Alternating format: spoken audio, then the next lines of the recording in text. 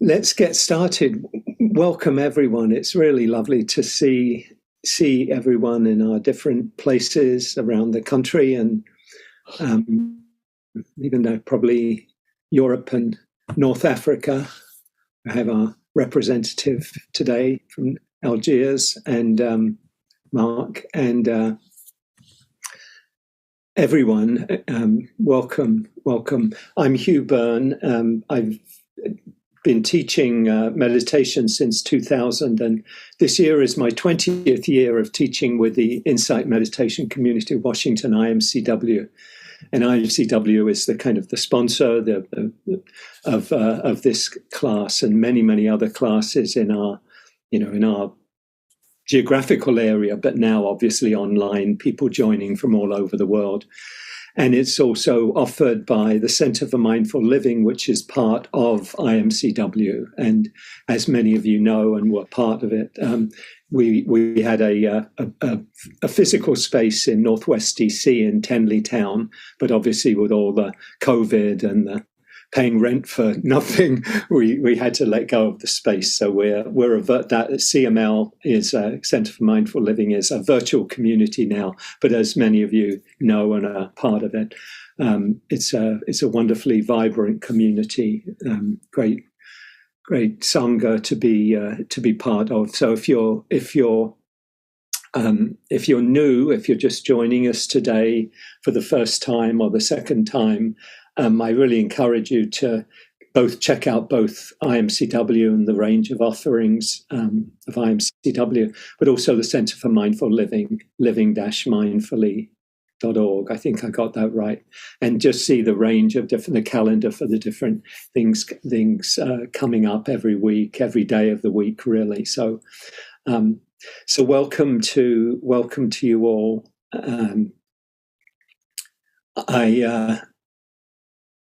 The last couple of weeks, since the beginning of the year, I've been talking on a theme which I'm going to continue with today.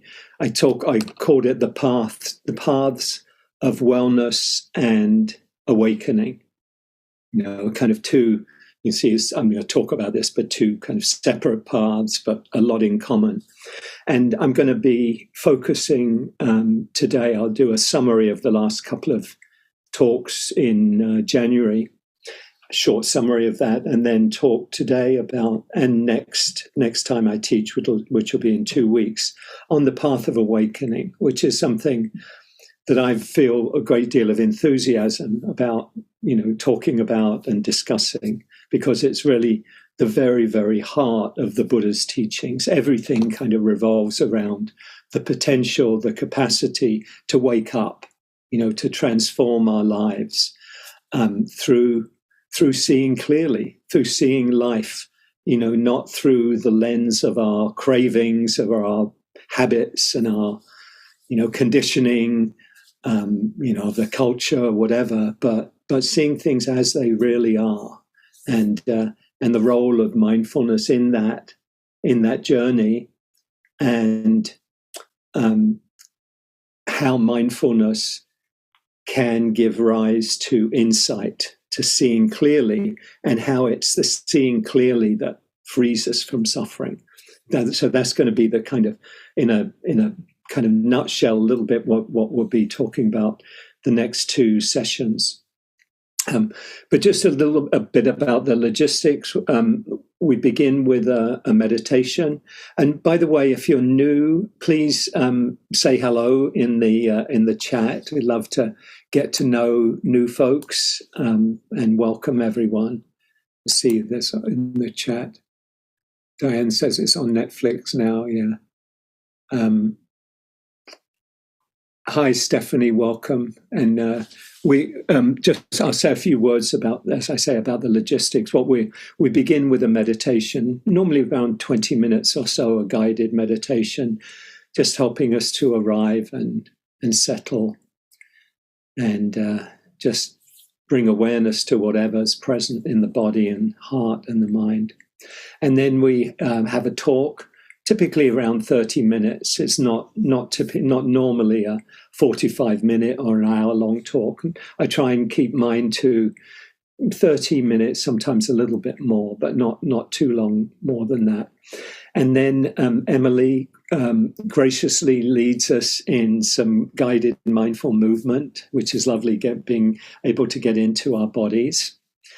And then we will have a little bit of time, hopefully, for some sharing questions if they come up, and a short meditation to finish, and then announcements. And our intention is to finish the class every week at 12. So the class is formally from 10:30 to 12 noon. But we are planning, not every week, but probably quite often, to have breakout groups, but to have those after 12. So we'll formally end the class and then have the breakout groups. Today, I think it won't be breakout groups, but I'm going to stay around for 15, 20 minutes at least to if there's any discussion of the theme of the day, any questions people have. So we'll do that today instead of breakout groups. Anyone who wants to, obviously, you can finish at 12 and get on. Obviously, you can go anytime you like, but that's how we're kind of formally organizing it. And that's the intention for each of the classes, to do it that way. So we finish at 12. And then if folks want to stay around, and normally at least half of the people will tend to stay around for some discussion afterwards, either breakout groups or meet, or just discussion within the full group. So with all of that, welcome everyone. Welcome iPhone. You just come across as iPhone, so we don't know who you are, but you're very welcome, and hope we can chat a little bit later. So let's begin with the meditation. So take a few moments to establish a comfortable posture for yourself. Sitting in a way that's comfortable, relaxed and alert. So combining the sense of being at ease, inviting a sense of ease, but also alert.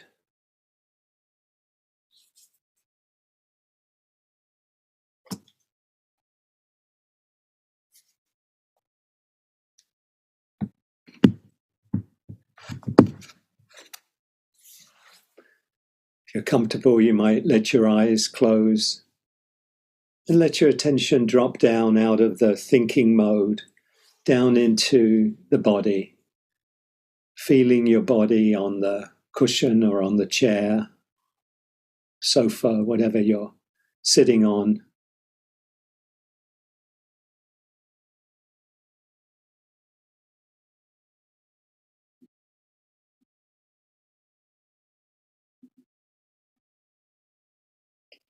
You might just do a brief scan of your body and notice if there's anywhere that might be tense or tight, or you might be clenching your muscles. And if you can, just any area of tension, just invite a softening. So beginning around the head and the face, like consciously inviting the muscles around the eyes and the facial muscles in the mouth to relax.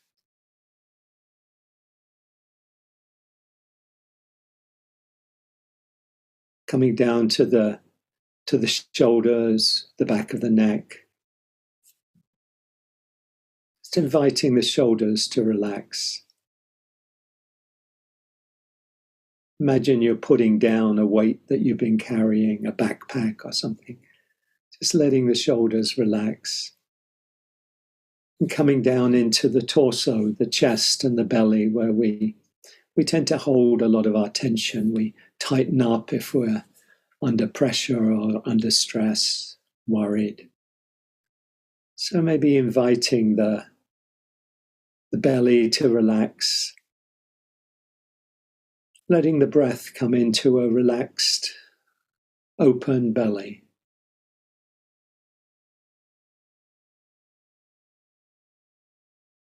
coming down into the arms and the hands. Just inviting the hands to relax, be at ease. Resting wherever they are, on your knees, on your thighs, in your lap. And then coming down to the lower body, the buttocks, the groin, thighs, the calves, down to the feet. Just letting the body be at ease, consciously inviting a relaxing of the body. When we relax the body, the mind tends to relax too. When we relax the mind, the body tends to relax. We're just being here. If it's helpful, maybe taking a few longer, deeper breaths. Just to help you relax and be at ease. Breathing in, calming the body. And breathing out, calming the mind.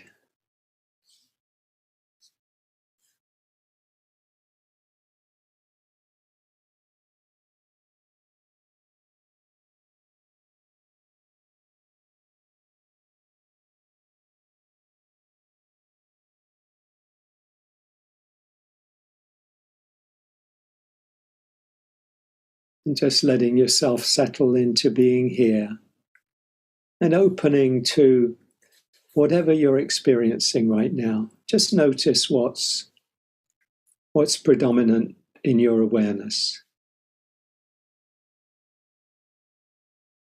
What stands out?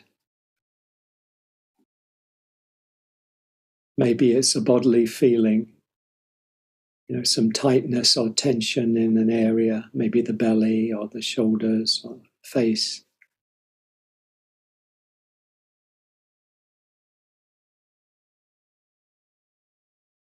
Just make space for what's here.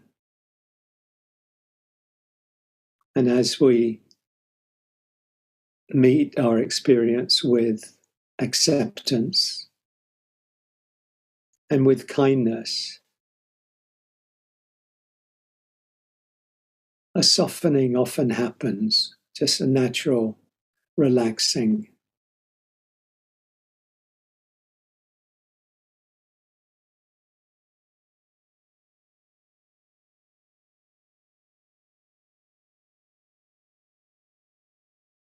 Notice how your mind, your emotions are right now, mood. See if you can make space for whatever is here.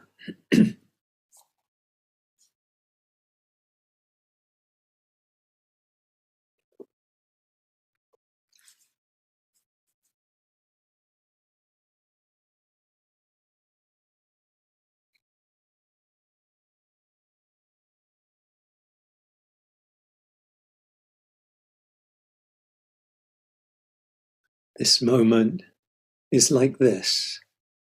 Whatever it is, as one teacher says, it's like this.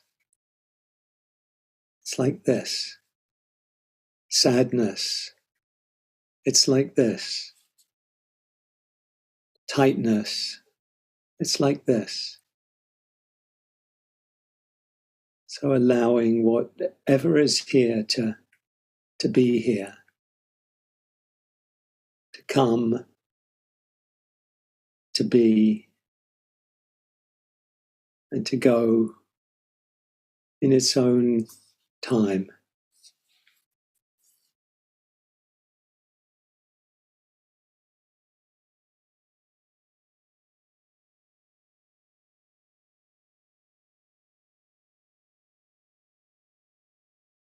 Poet Rumi speaks of welcoming the guests. And that can be a helpful metaphor. Whatever is here, It's like a guest coming to visit. And our job, our task is just to make space for whatever is here, not to cling to what we like or push away things that don't feel pleasant, but just rather to let the feelings, the sensations, the emotion come and go.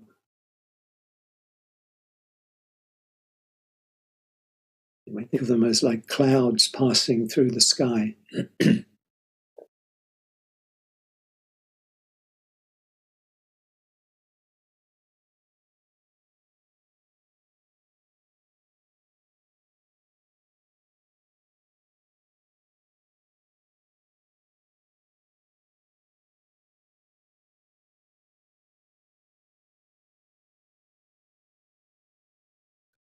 Can be helpful to think of our awareness as kind of bigger than this space around our head, our brain, bigger than this body, bigger than in this room.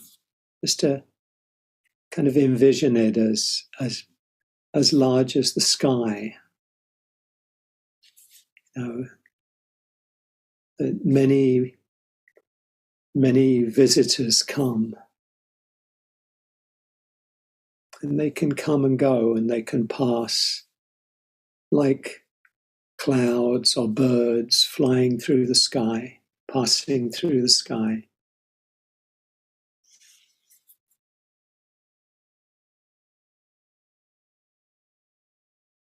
You might invite the mind to be like the sky, this envisioning, imagining.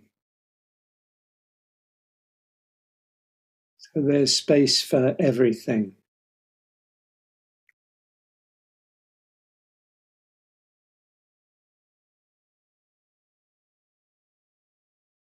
Things we like, things we don't like, things we're maybe more indifferent to, can all come and go.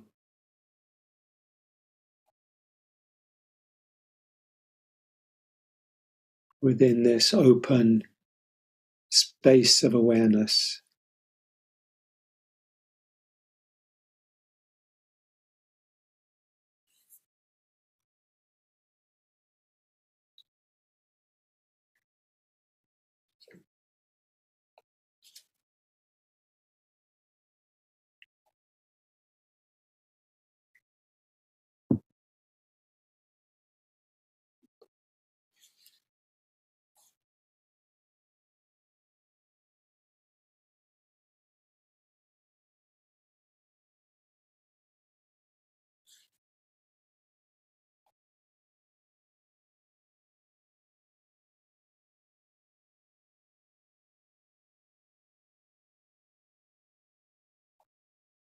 If you find that this image of the open sky maybe makes you feel a little spacey, kind of getting lost in your head, and then you might find it more helpful to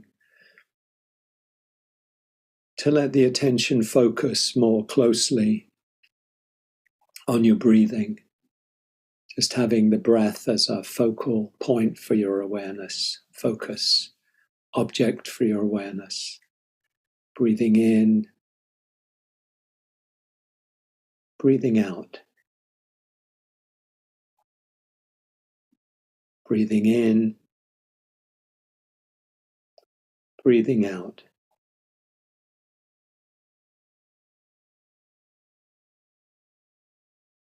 Just letting your attention rest on the breath.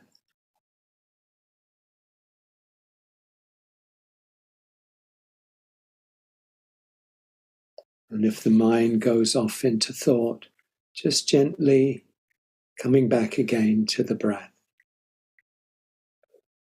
So see what's most helpful for you. A more spacious awareness, the mind like sky, or a more focused, kind of zooming in more on the breath, on the body.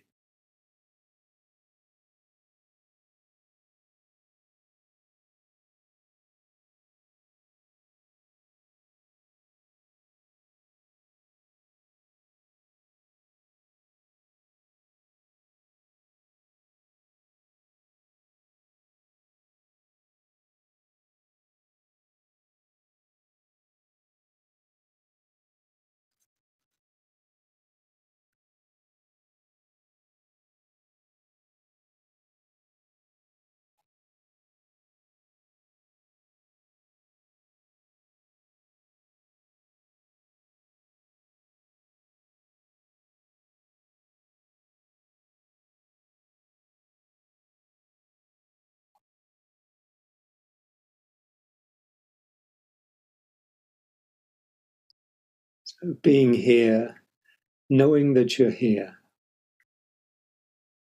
whether in this more open awareness or in a more focused attention.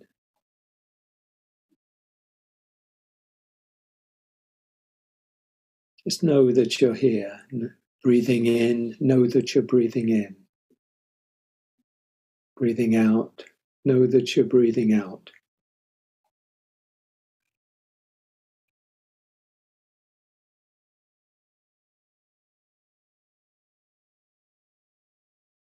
And beginning again in any moment, just coming back.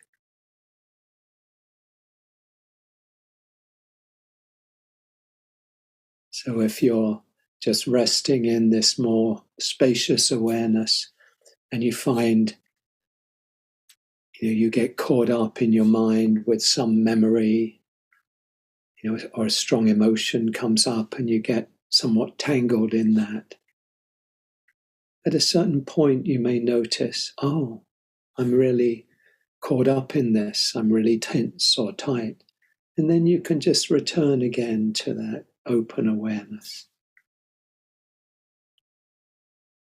We will find that we get hooked, whatever, in our meditation or in our daily life, where our intention is to be aware and let whatever's here come and go and not get tangled.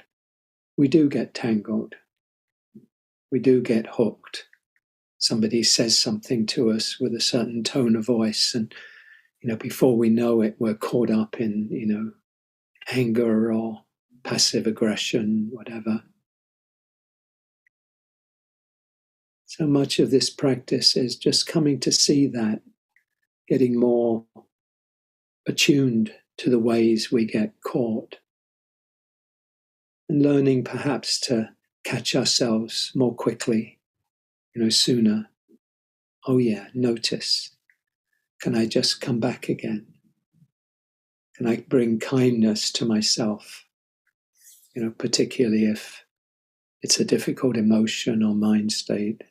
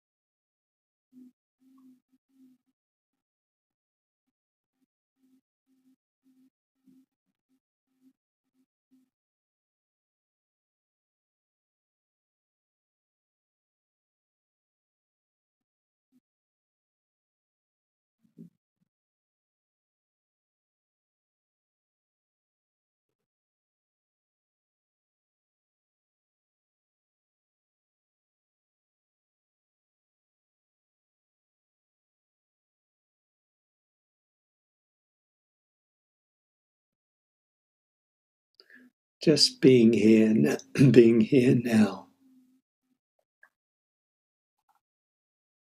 meeting whatever is here with kindness, with acceptance, without judgment.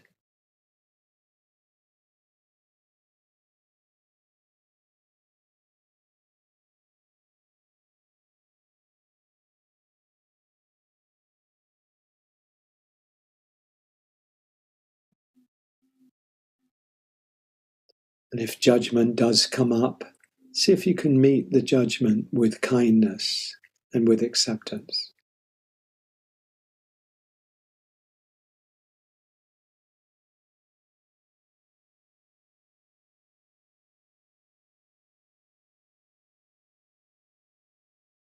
So nothing is excluded from our practice, from our awareness. Even the strongest reactivity, we can get caught up in the story in our mind. Oh, I really screwed up, or why did I do that, or why did they do that? We feel really invested in it, and the body's really tight. And then if we can just simply take a moment to stop, to pause, to breathe, and just bring awareness with kindness to what's here. So we step out of the story into awareness of the story. This is really a key to unhooking ourselves, untangling ourselves from our suffering.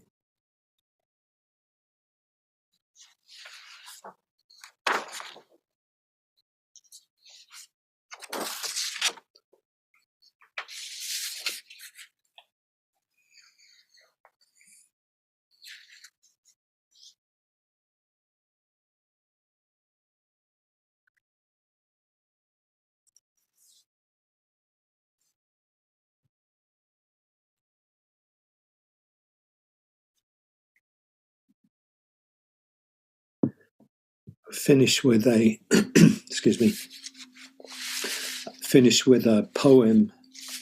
Was written for the winter solstice, but I think it works well at any time. It's called Blessing for the Longest Night by Jan Richardson. All throughout these months, as the shadows have lengthened, this blessing has been gathering itself, making ready, preparing for this night. It has practiced walking in the dark, traveling with its eyes closed, feeling its way by memory, by touch, by the pull of the moon, even as it wanes. So believe me when I tell you, this blessing will reach you, even if you have not light enough to read it. It will find you, even though you cannot see it coming. You will know the moment of its arriving by your release of the breath you have held so long, a loosening of the clenching in your hands, of the clutch around your heart, a thinning of the darkness that had drawn itself around you. This blessing does not mean to take the night away, but it knows its hidden roads, knows the resting spots along the path, knows what it means to travel in the company of a friend. So when this blessing comes, take its hand, get up, set out on the road you cannot see. This is the night when you can trust that any direction you go, you will be walking toward the dawn.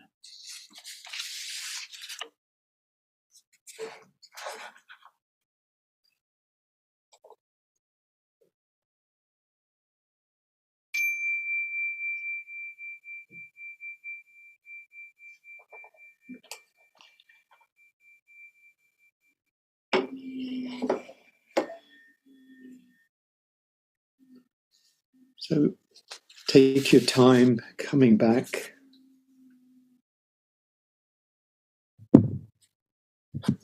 Coming back into the more externally oriented focus. So welcome again, everyone, and welcome anyone who may have joined us since we began. So that was our opening meditation. And now we're going to move into the talk.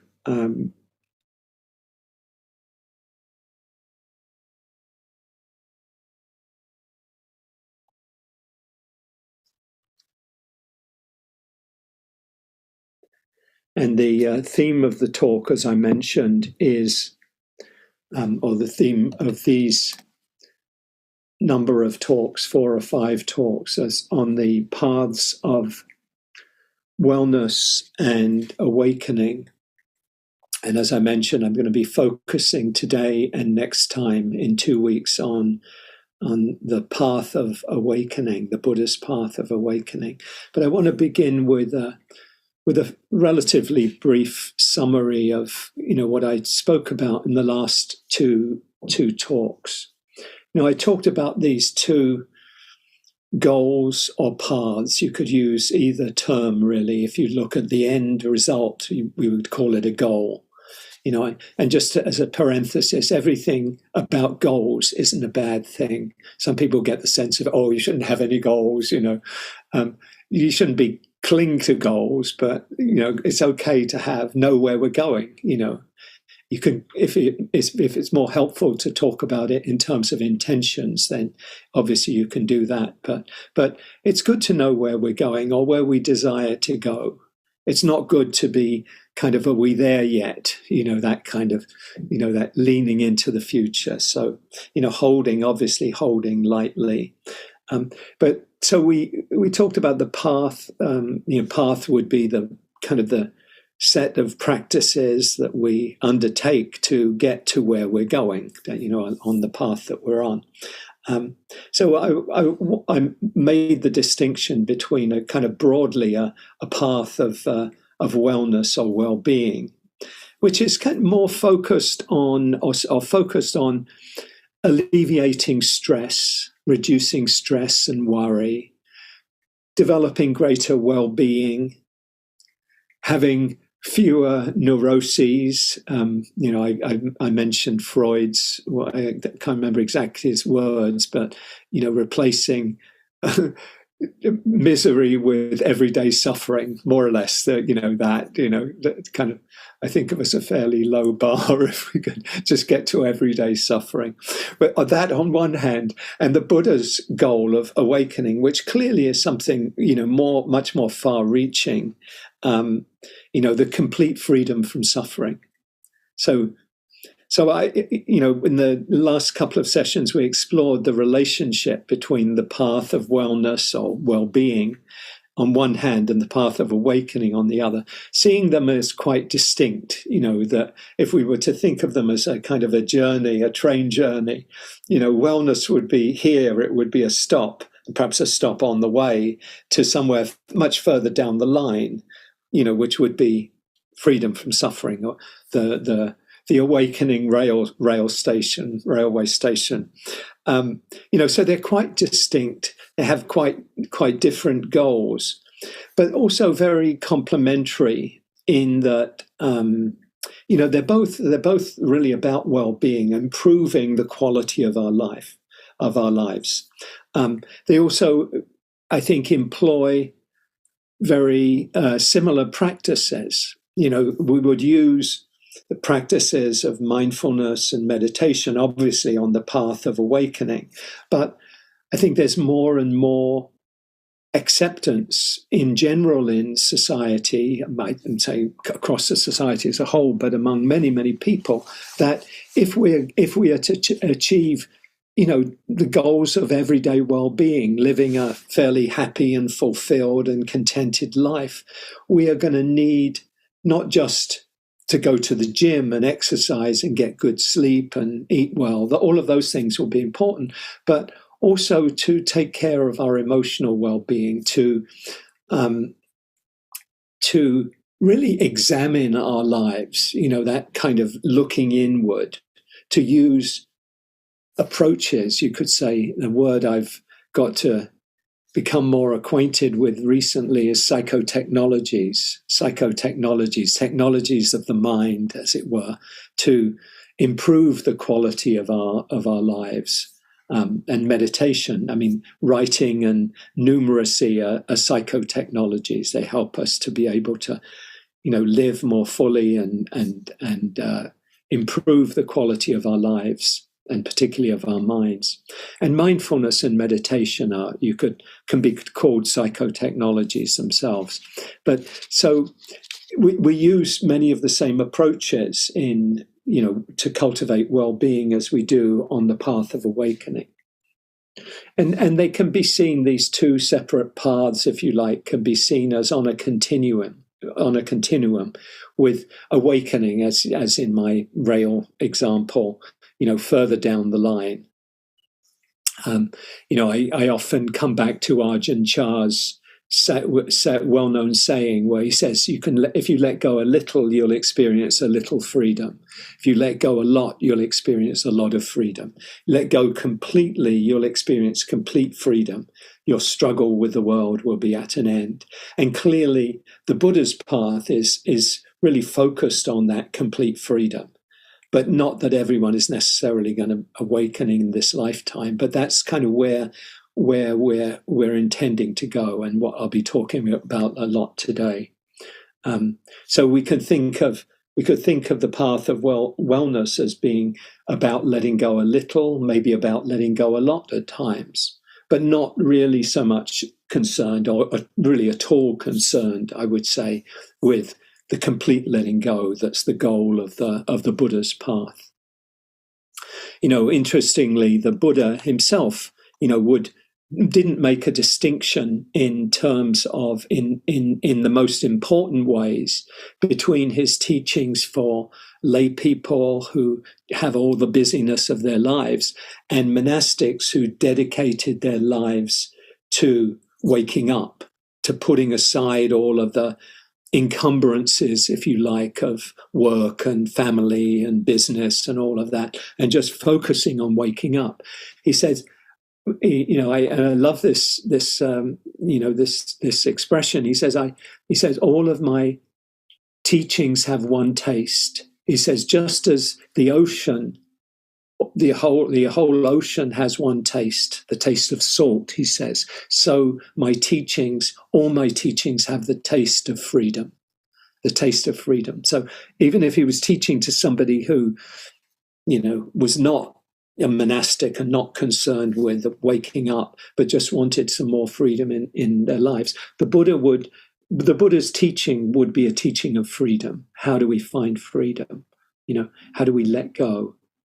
And in a sense, letting go a little, points us towards that larger, that kind of macro letting go, if you like, of complete freedom from suffering. And in this idea of a continuum, I quoted Ram Dass, a well-known thing that he said, about how we need to cultivate really a developed sense of ourself, a self in the world, that's well grounded, well integrated, that we can do what we need to do to live well and as happily as we can, and how this is really important. Doing this work to cultivate everyday well-being, if you like, is really essential in order to wake up. And the way he put it in his inimitably funny way, he says, you've got to be somebody before you can become nobody, which, you have to develop some sense. If you didn't have any sense of like who you are, that's not really, you're not going to be a very good candidate for the deepest freedom, typically, at least. I don't want to be absolutist about anything, but you need some kind of sense of kind of stability, I think, have worked out your attachment relationships, somewhat, in order to be able to do the work of letting go, peeling the onion of awakening. I shared that as well, the image of the metaphor of a spiral, where we, in one way, we keep encountering what hasn't been resolved until we can bring it into consciousness. I don't know if this resonates with any of you in your life, of how, some of the same things keep coming round again and again. You're not necessarily the same person when it comes round again, but if you haven't done the work to deal with that particular thing, with that particular attachment relationship that you haven't really worked through, and you're still playing out old habits and old patterns, it'll keep coming round again. And I often come back to Jung's statement where he says, what is not brought to consciousness comes to us as fate.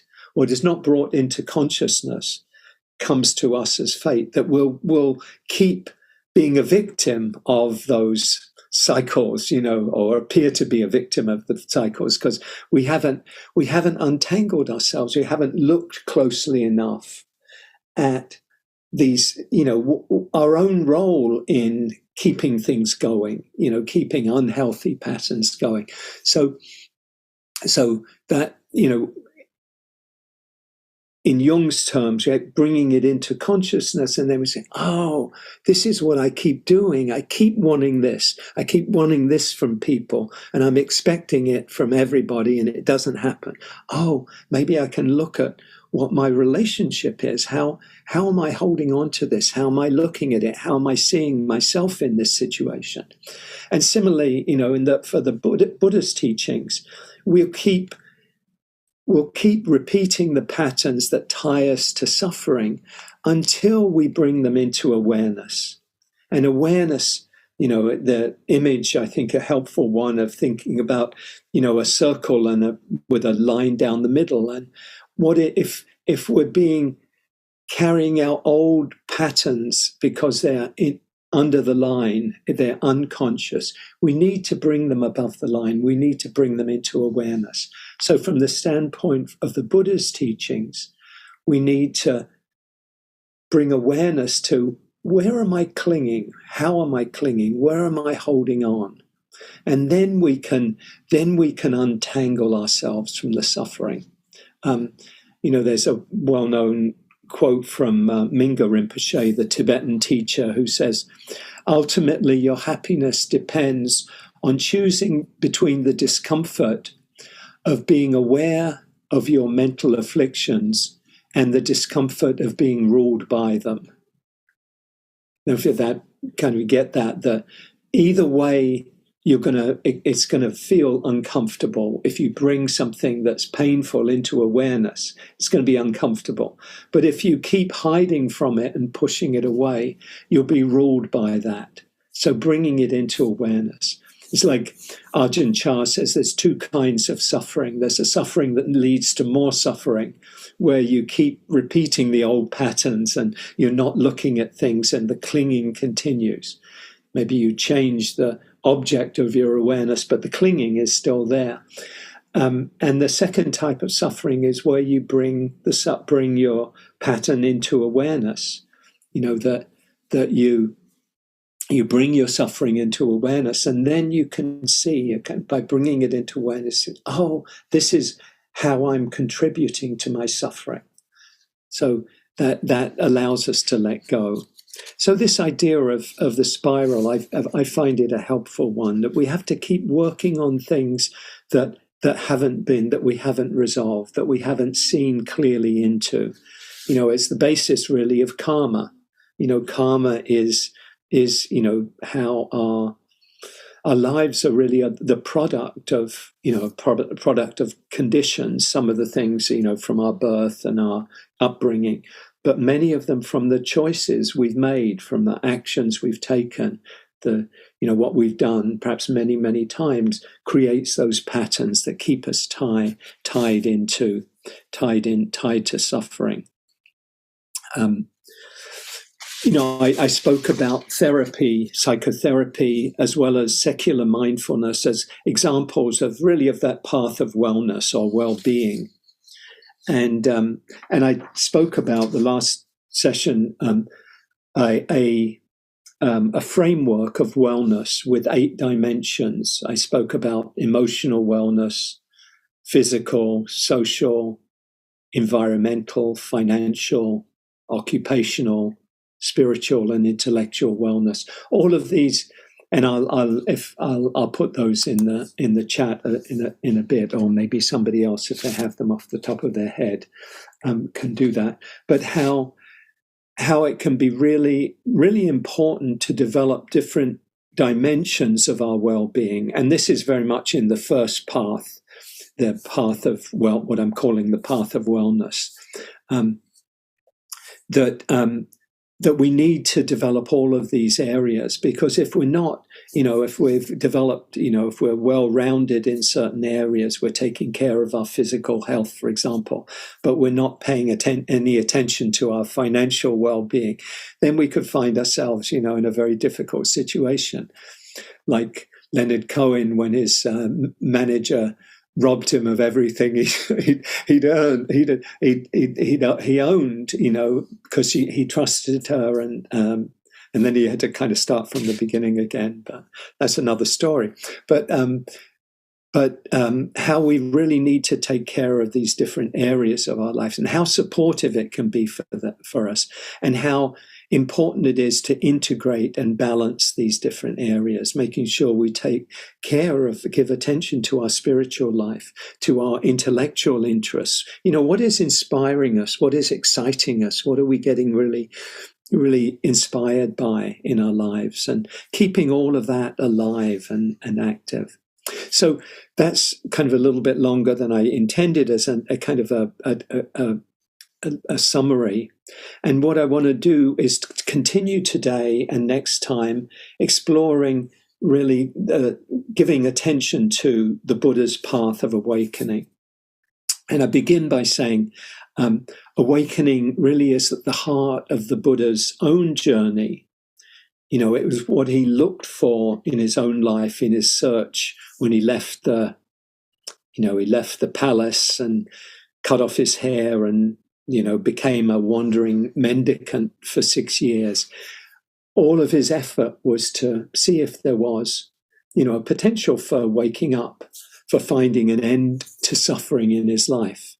And that was what he sought, and it's what he realized in both senses of realized, of achieved, attained on one hand, but also making real. He made real this capacity to wake up, under the tree 2,500 years ago in northern India.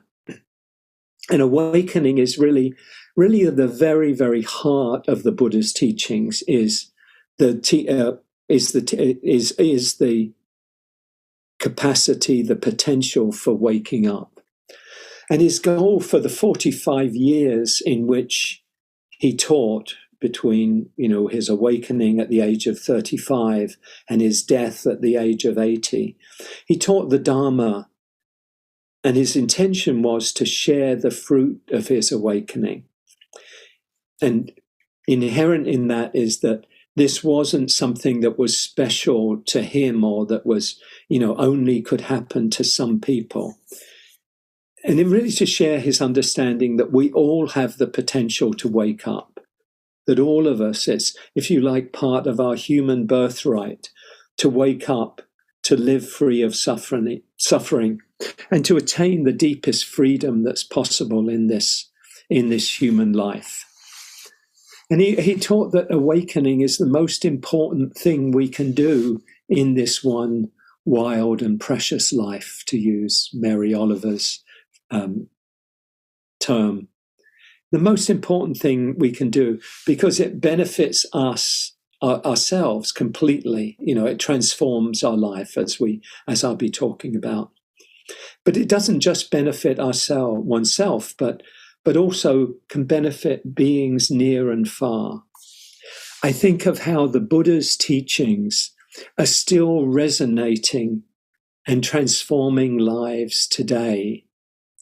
And I think of it, a metaphor, an image for me is of like the Buddha ringing a bell 2,500 years ago and the bell is still sounding, it's still reverberating. It's like, the ring of the bell, and it's like continuing, ringing through the years, through the centuries, and it's really alive today, I believe. The teachings, I mean, they've spread around the world, and are as alive as they were, at the time of the Buddha. I mean, we don't have the Buddha, in our physical midst, but we have 6,000 sutras, 6,000 discourses, long, short, middle length, all kind of, different forms they come in. But, the whole of the Pali canon, the teachings written in Pali language 500 years after the Buddha's death. So these teachings, the teachings of awakening, at the heart of the Buddha's teachings, and he taught that there's a path, the eightfold path that leads us to the end of suffering, and within that there's the teaching of mindfulness as one of the elements of the path. Mindfulness, he taught as a direct path to awakening, just focusing on this one dimension, or focusing primarily, or using mindfulness as a primary lens to look at every aspect of our lives, and he gave us a kind of a template, if you like, for bringing mindfulness into every area of our lives in order to wake up, in order to free ourselves from suffering. So I want to talk specifically today, and it'll be relatively briefly, just from time purposes. I'll just highlight some of the main elements today, and then next time dig into this more deeply. But I want to say that awakening, I want to talk about a number of things over this session and the next one. I want to talk about what awakening is, speak about what the primary path to awakening is. I'll talk about how mindfulness as a primary path to awakening, how it leads to insight. And it's really the insight, the seeing clearly, that frees us. And that's really going to be the heart of what I'm going to talk about. It's what Rob Babea, the great, wonderful Dharma teacher, died 3 years ago, almost 3 years ago. He talked about, he wrote a book called Seeing That Frees, that it's the seeing that wakes, it's through seeing that we wake up and that we free ourselves from suffering. There's a wonderful story, you may be familiar with it, of the Buddha after his awakening, and how this clear seeing really transformed him in the deepest possible way. So, clinging had gone. So can you imagine a person, and maybe there are people that you've seen, that really embody, all of the wisdom and the kindness of somebody who's woken up, perhaps not with the fullness of the Buddha's awakening, but a sense of walking in the world in a way that, is not harming, is caring for others, with an open heart, all of the characteristics that I'll talk more about of awakening. Imagine the Buddha walking, and I've had the privilege on 3 occasions to spend time, in Bodh Gaya, in what was a little, backward village in northern India now, because, it's got all sorts of temples and everything around, but it's still basically a small village.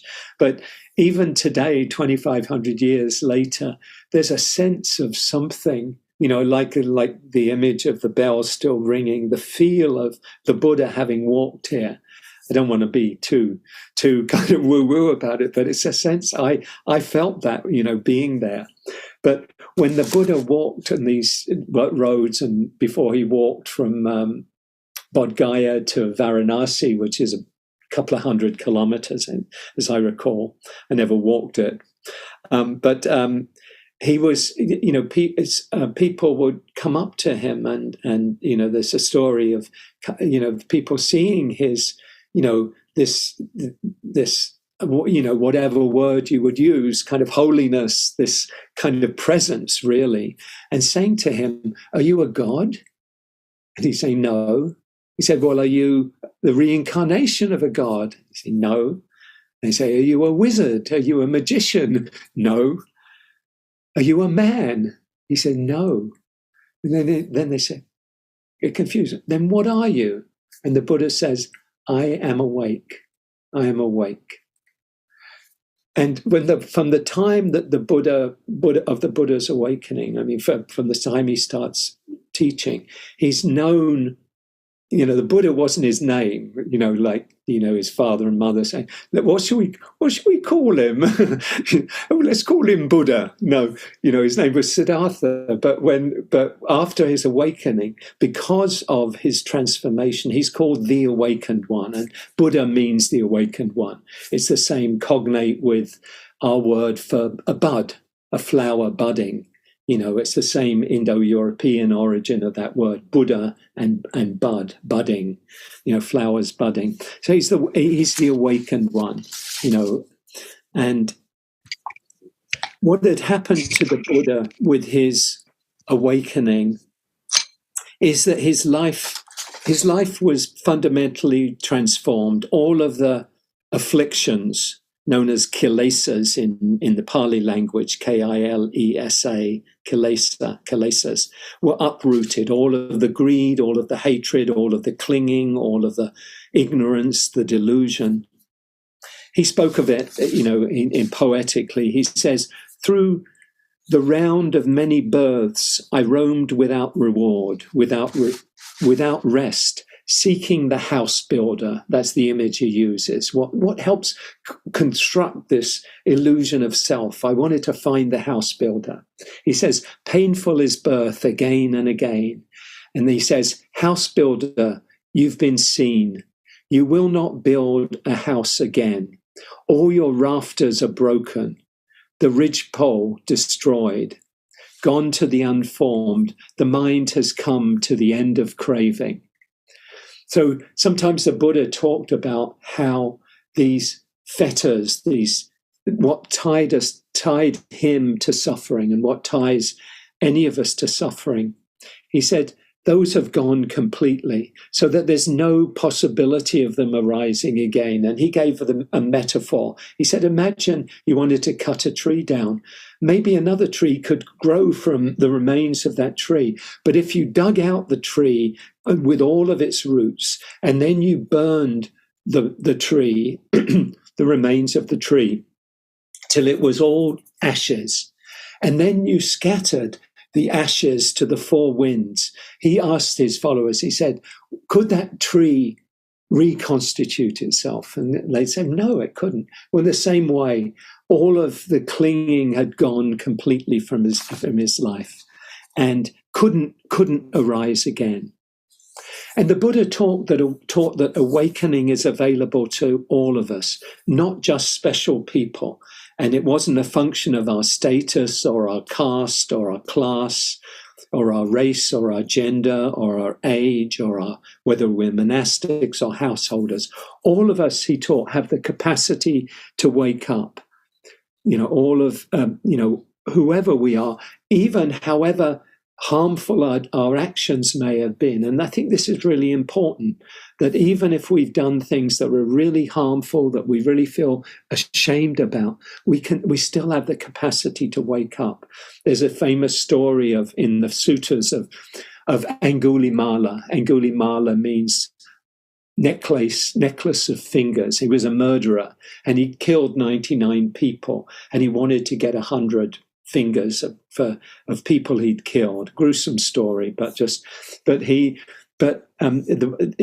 everybody was really terrorized by Angulimala, and he was supposed to, he committed a lot of his killings, his heinous deeds in the forest, and the Buddha was warned not to go into the forest, but the Buddha walked into the forest and people, don't go there, he said, and he continued to walk, and Angulimala sees the Buddha and wants to kill him, as one, to get the 100th person in the story. And he runs after the Buddha, and even though the Buddha's just walking along, he can't catch up with the Buddha. So Angulimala shouts out, "Stop." And the Buddha turns to him and said, "Angulimala, it's you who must stop." And with that statement, the Angulimala kind of sees the error sees the harm he's caused, and then he turns his life around. He becomes a monastic. Ultimately, he becomes an awakened one. And this is a kind of a story, who knows if that would actually happen that way, but in the teachings, it's a myth it may be a myth in a good sense, a mythological story, but it's really the story of how we all have the capacity to wake up, even if we've done really harmful things.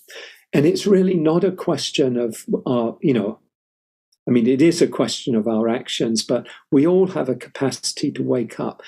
Not that we're all in the same place. It depends on our actions, depends on our deeds, our real capacity to wake up, or the likelihood of waking up.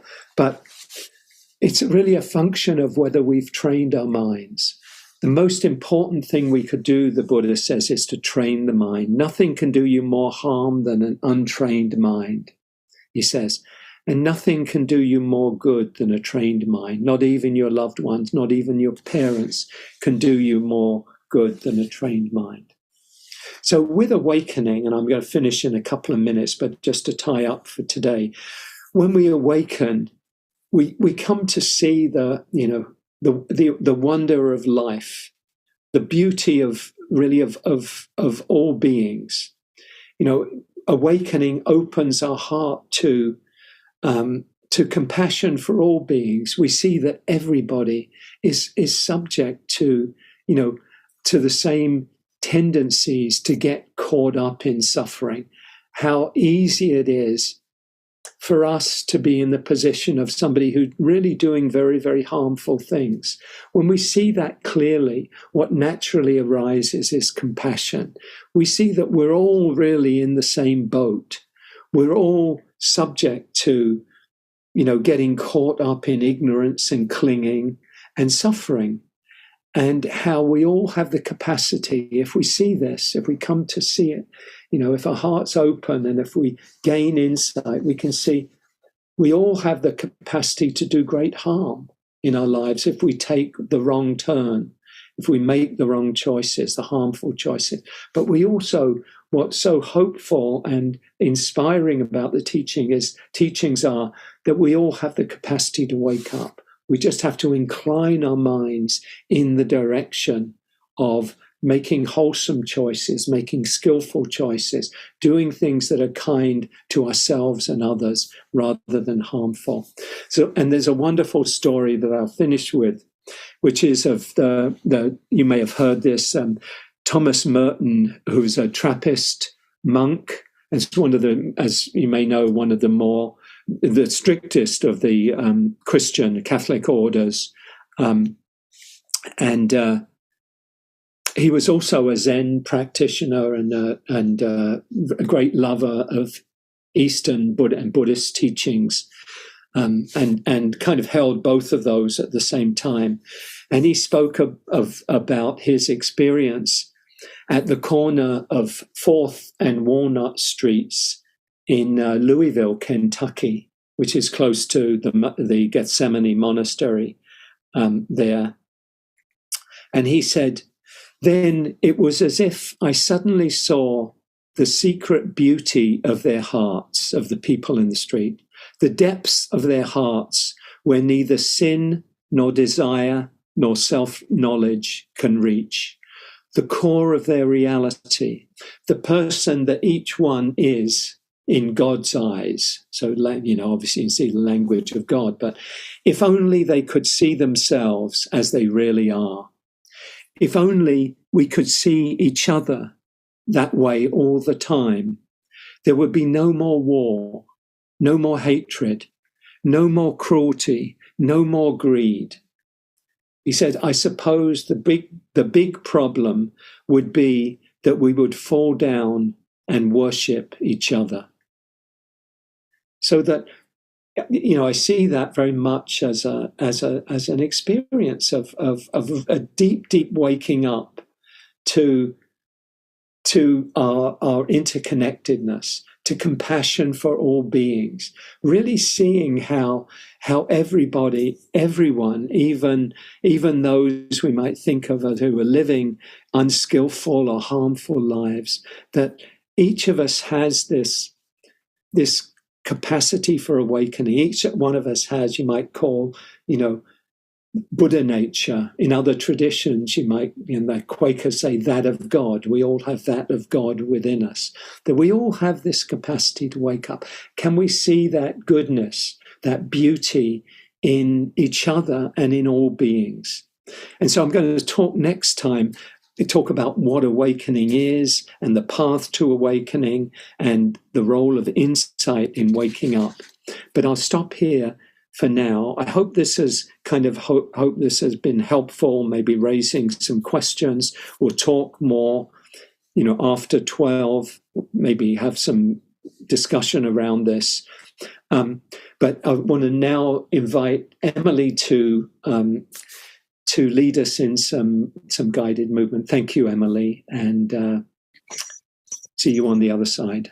Thank you, Hugh. Yes, let's take these wonderful words and just sway with them, holding them with you, just being in the moment with these thoughts of all of our capacity to wake up.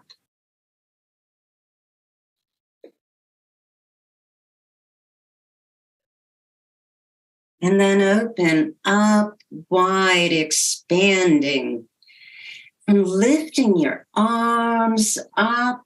Exhale, soften your shoulders, bending your elbows, grasp your left wrist in your right hand, extending up and out, tilting, lengthening, breathing into that left rib cage. Exhale, soften down. Inhale, up. Switch wrists, extending out to the left, lengthening in this way. Inhaling into the right rib cage. Exhale, soften. And lift up. Float your arms down, roll your shoulders, energizing those joints, rolling them the other way. And come to center, lift your arms up into cactus arms. Float your hands down, leaving the elbows up. Inhale, rise. Exhale, floating down. Inhale, rising up. Extend your arms out. Take a look at your left palm. And with an inhale, switch to look at your right palm up. Back to your left. Back to the right. Last time, to the left. To the right. And float your arms down, roll your shoulders independently. And roll them the other way. Come to center. Now, let's move into a flat back, placing your hands above your knees, and then just lengthening that spine, feeling your hip crease, where the leg bones and the hips meet, extending out. And then drop your head, drop your shoulders. You could lower down as much as you'd like to hold, keeping that hip crease, protecting your lower back. You could always put your hands on your legs if you have any discomfort. And exhale softly to lengthen, maybe a little bit more, less effort, bringing more length.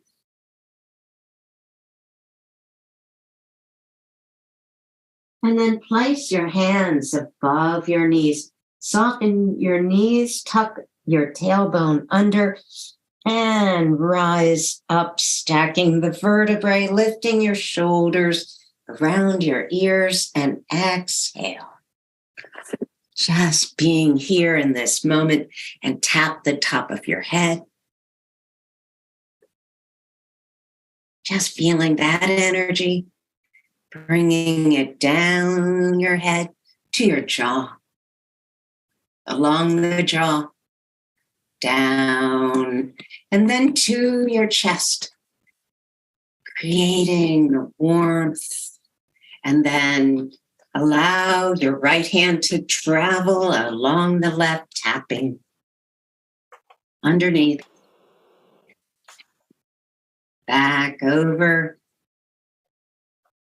and tapping over the right arm, underneath, back up.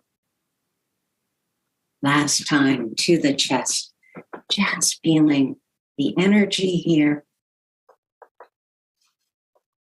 Now drop your hands down. Feel the vibration of the tapping, of your circulation. Breathing in, exhaling. And then now turn.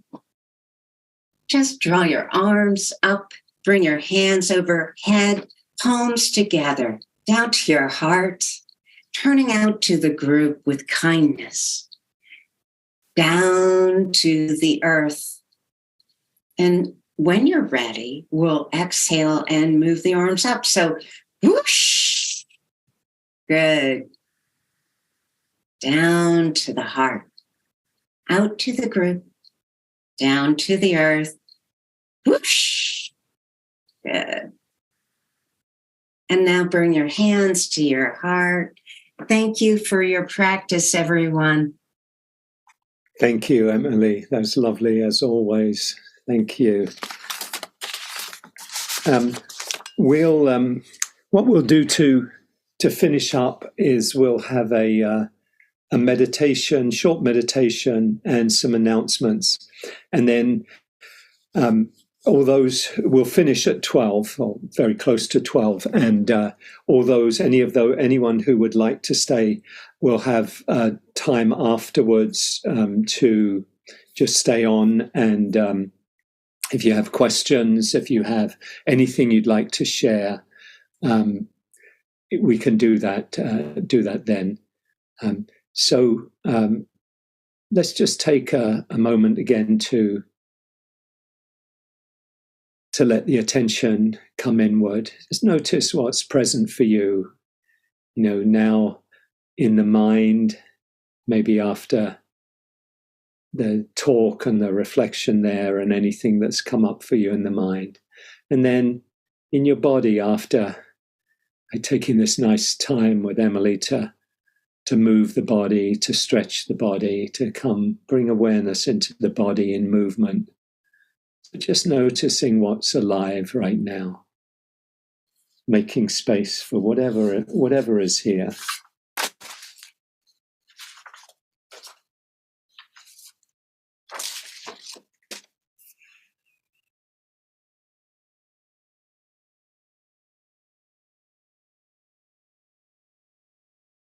So meeting whatever is here with kindness, with acceptance.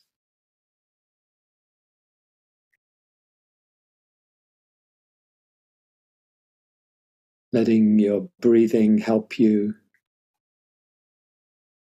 relax and open to whatever you're experiencing right now. Welcoming all of the guests. Maybe taking some moments to feel ourselves all here together.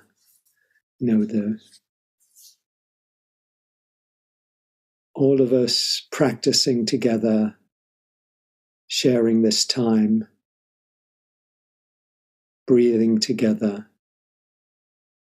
with a shared intention, whatever language we might use, but with an intention of living more wisely, more kindly, more fully, perhaps of waking up, experiencing freedom in our lives, more freedom in our lives. Just feeling this connection with everybody here. This is the gift of community, of Sangha. All of the spiritual life, the Buddha says, is community, is Sangha.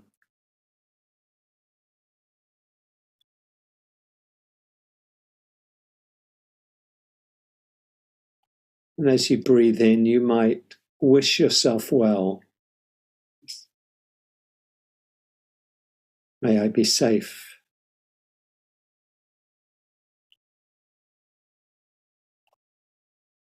May I live with ease and with kindness. On the out-breath, be wishing everyone here well. May you be happy. May you be safe, healthy, whatever other wish you might want to send out. May you live with ease and with kindness.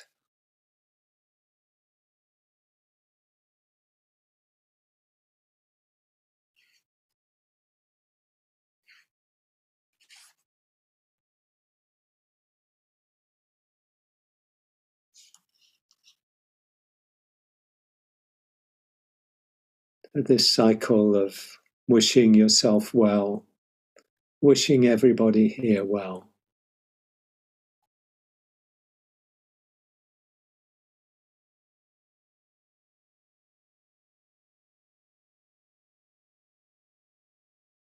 You might extend those wishes out into the world.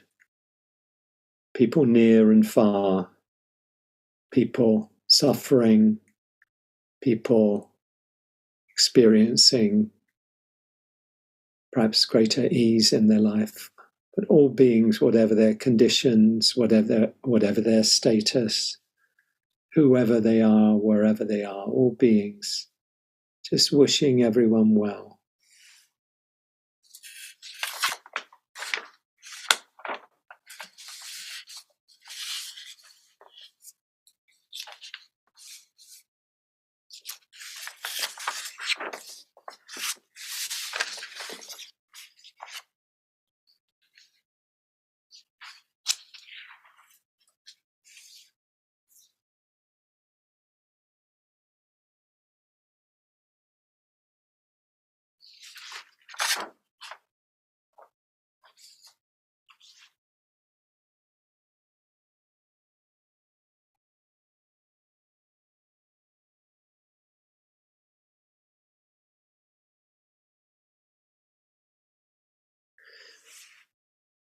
I think I may have shared this before, but just reading this again, of the poem Starting Here by William Stafford.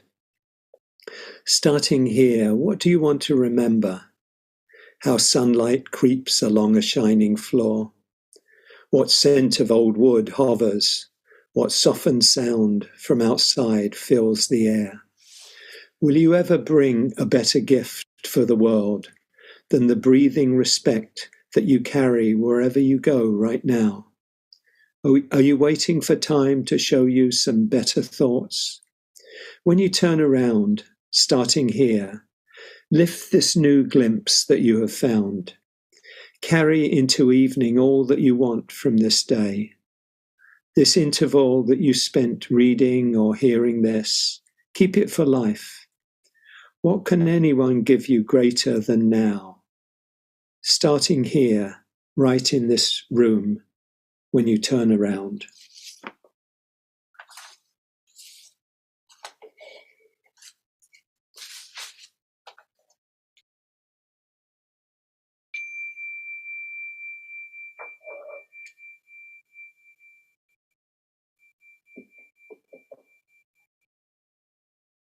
Thank you, everyone. I'm just going to mention a couple of things and then pass it over to Deb. I just want to remind you, I teach the first and the third Sundays of the month.